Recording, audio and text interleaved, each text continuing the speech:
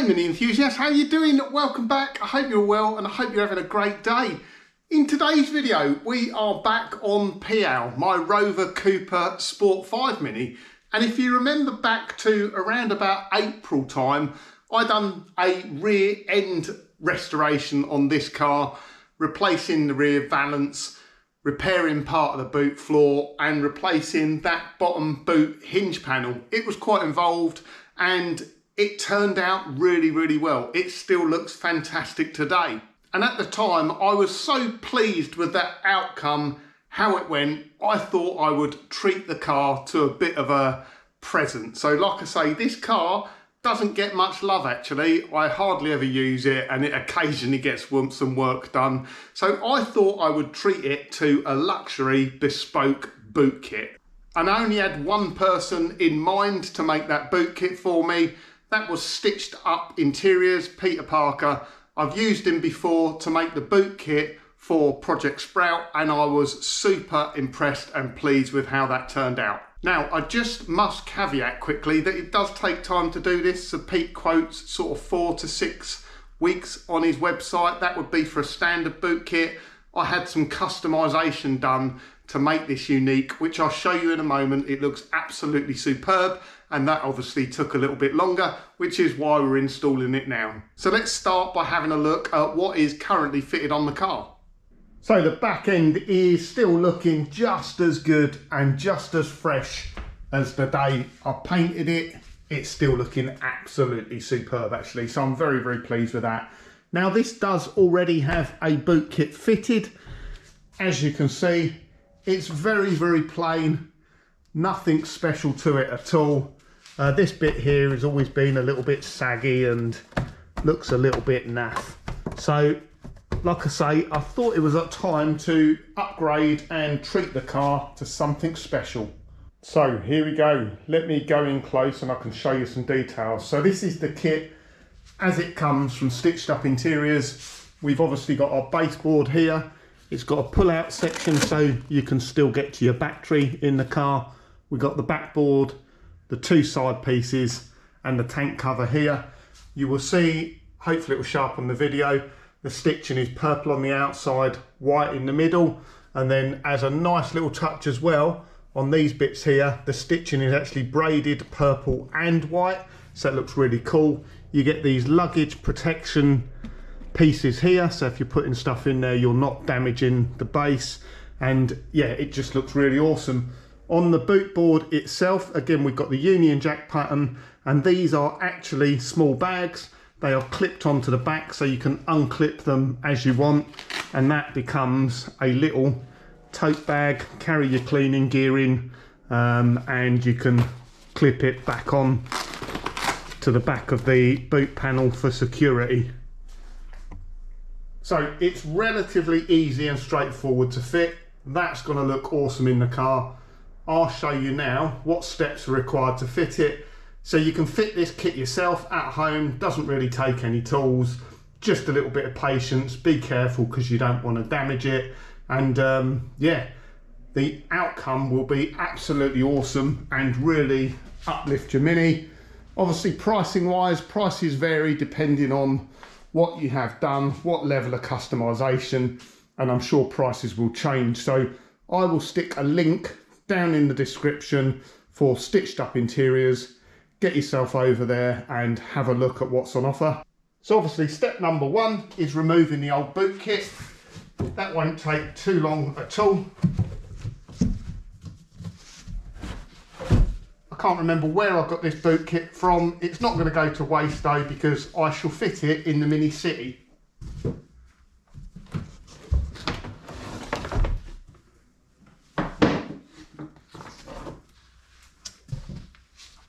Just need to unscrew this piece on the boot lid here.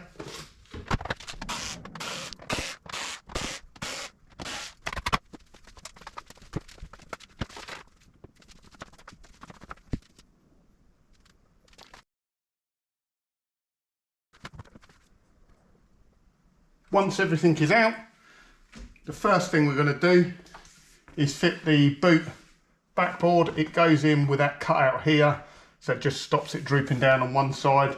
Now it says to be patient with this because it can take a bit of a wiggle to get in and you do not want to damage it. So let's have a try.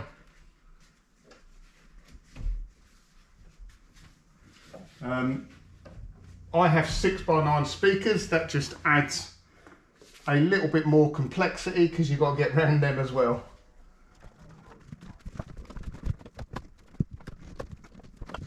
Right, you may not all need to do this, but for me, again, I don't want to damage it. So I'm just going to remove my battery clamp because that does seem to be hindering me a little bit. Probably don't need to take it completely off.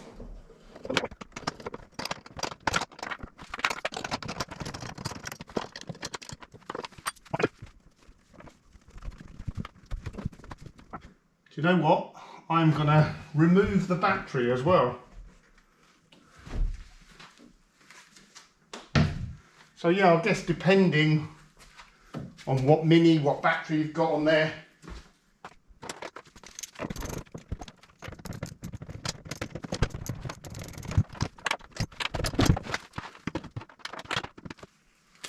Right, hopefully we've got enough out of the way now.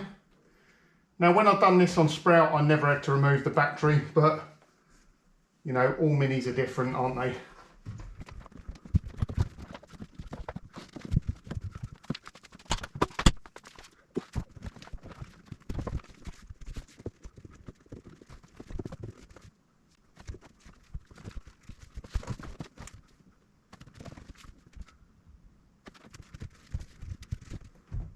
Right, I'm going to give a word of warning. It's probably very easy to start getting frustrated with this.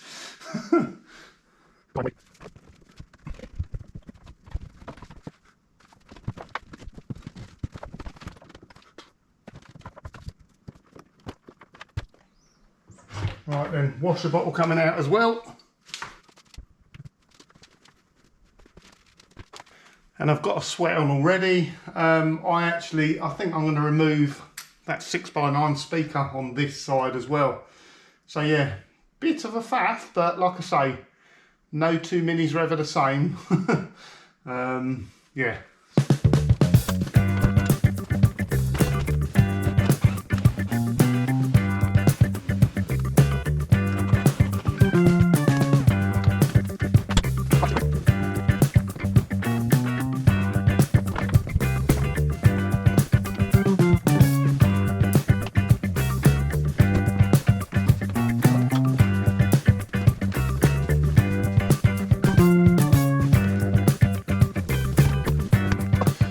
Right, it is in. That was not easy, but I've not damaged anything, which is the important bit.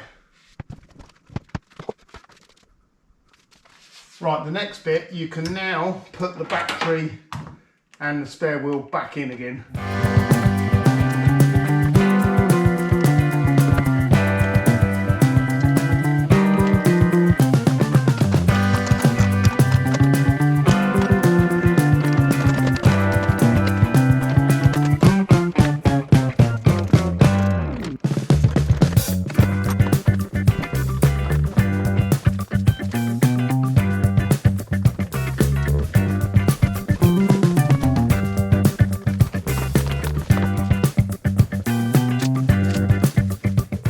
Right, next up is to fit the side piece on the tank, which goes in here. On the back of the piece there's some Velcro, so you can fit it on those points there to help it stay in place.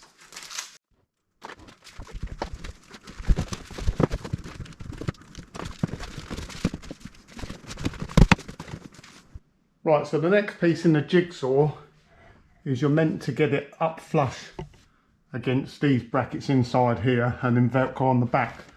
But I've got a problem where my 6x9 speakers are so big, even though there is a cutout on the bottom of this panel, I'm still probably a good inch below that. So I'm not going to Velcro that in place for the moment. I may not need to, it may just get held in there just naturally. So the next bit, we need to fit the baseboard and the piece on the right hand side of the tank here. So next up, we've got our right hand side piece. On the back of here, there is a strap, a Velcro strap.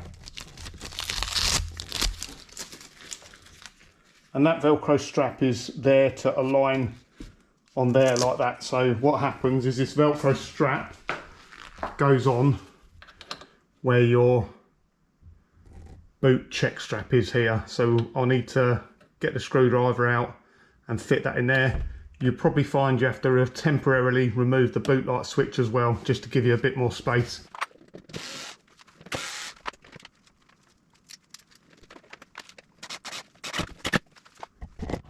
And that goes something like that. So it's just got something to go up against. And we'll refit the boot light switch in a moment. Right, just a very quick correction. This bracket on this side, you can fit it further in on the inside of that boot cable.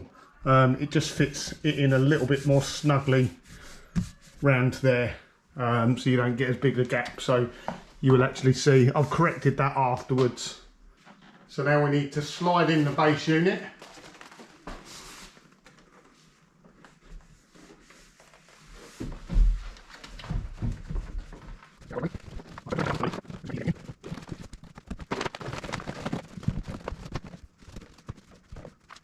And then the side piece slides in a groove in the bottom of the baseboard here.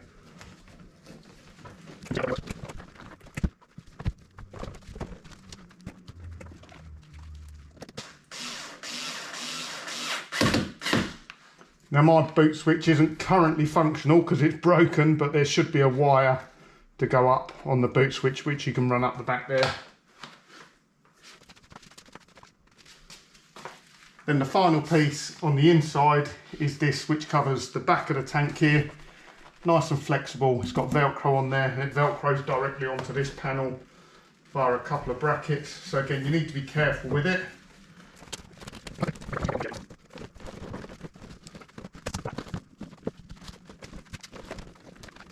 Right, so that's pretty much it on the inside bit. You might want to fettle around and wiggle around, just get things, you know, until you're perfectly happy with them.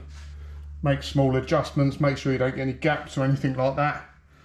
But generally that's about it. This piece is brilliant here. So if you need to get to your battery, it's under the flap here. Obviously I've got a cover on my battery, but I do have a remote charging point.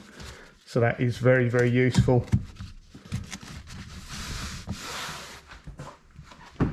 Now we need to do is fit the baseboard on the back. So our baseboard's going to take a bit of bending because it needs to contour around the curvature of the boot. Get it all lined up with the catch and everything like that. And then there are some self-drilling, self-tappers included in the kit, which I will try and not make a mess out of. Better count them first, see how many we've got. So we've got 12 self-tappers. I need to mark where they need to go. We don't want to mess it up. So 1, 2, 3.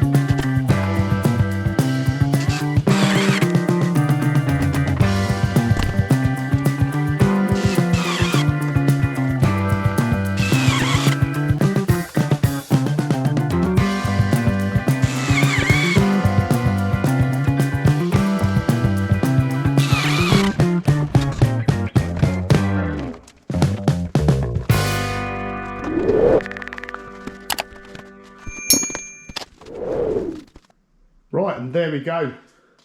Like I say, you might want to do a little bit of fiddling and fettling yourself just to make sure you're 100% perfect, 100% happy with all the alignment and everything like that. I'll fiddle around with this for probably a little bit more, but that's taken me probably half an hour, 40 minutes. Bit of a fiddly job to do, but yeah, don't, you know, if you need to remove speakers, remove them. If you need to take the battery out, take it out. Just make life easier for yourself. Don't go damaging your brand new boot kit. I'm really pleased with that. It looks absolutely awesome. These are a wicked little feature. There you go. You've now got a bag to go away with. And that's all embroidered as well. So just the craftsmanship and attention to detail is absolutely fantastic. I'm really pleased. What do you think? Get down in the comments and let me know.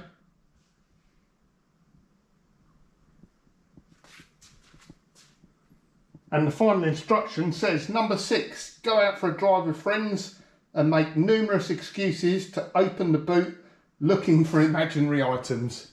Yeah, this is the sort of thing you really want to show off. So if you've got a Mini and the boot looks a bit naff at the moment, why not do something like this? It looks absolutely brilliant and will really freshen up your boot. And if you wondered how practical the little bags are on the back, this one here, so it just unclips. Like I say, you got a nice little carry handle on there as well. And if we open that up, that's actually got 3 full-size bottles of auto glue in there. They actually seem to be like a perfect fit, and they look really neat. So like I said, nothing goes to waste. So that boot kit out of PL is now fitted in the City. That's not as flashy as a stitched up interior one. I think I actually got this one from Mini Spares. It's done the job though. It tidies up the boot quite a bit. I'm not going to fit the bit on the back here. I actually prefer this is left bare. And just one final slight word of caution. So Stitched Up Interiors, Peter Parker moved to Czech Republic probably a couple of years ago now, certainly after I bought the last boot kit. Unfortunately, that means it is dispatched from Czech Republic and shipped to the UK. Normally, there would be no shipping charges or no customs charges, but for some reason, customs decided to pick up on my package and they charged me $33.80 import duties. Now, I did get in contact with Peter and that doesn't usually happen.